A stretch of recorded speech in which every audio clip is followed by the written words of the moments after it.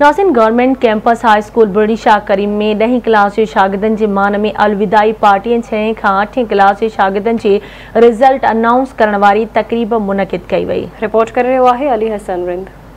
Government campus high school Bulri Shah Karim जे 10 class के शागिर्दनि जे लाइ अलविदाई पार्टी 6 खां 8 ताईं जे शागिर्दनि जी रिज़ल्ट अनाउंस करण के सिलसिले में बुरड़ी शाह करीम हाई स्कूल में एक पुरवकार तकरीब मुनक़द कई वई। तकरीब में सीनियर उस्ताद नूर मोहम्मद खासकेली, जावेद मेमन, सदाम मंगसी, कृष्ण महेश्वरी ऐं केतरनि शागिर्दनि शिरकत कई।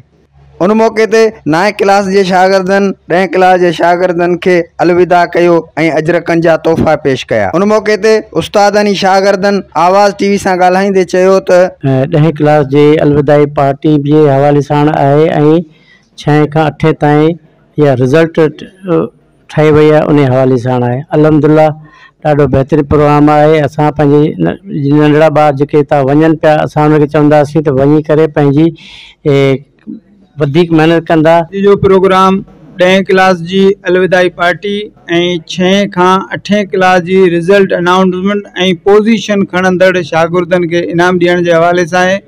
इंशाअल्लाह आऊं हुन स्कूल जो हाणे इंचार्ज हेड मास्टर आहियां। तव्हांजे सहकार सां, उस्तादनि जे सहकार सां ऐं कम्यूनिटी पाड़े वारनि जे सहकार सां हर मदद हर कोशिश सां तव्हां सां अहिड़ा प्रोग्राम कंदा। 6 खां 8 क्लास के शागिर्दनि जे रिज़ल्ट जो ॾींहुं आहे ऐं 10 क्लास शागिर्द जी अलविदाई पार्टी आहे। मूंखे as a class teacher 10 class जो सीनियर उस्ताद आहियां। मूंखे ॾाढी ख़ुशी थी त मुंहिंजा शागिर्द आहिनि जिन बग़ैर कापी जे पेपर हल कया आहिनि, महिनत कई आहे।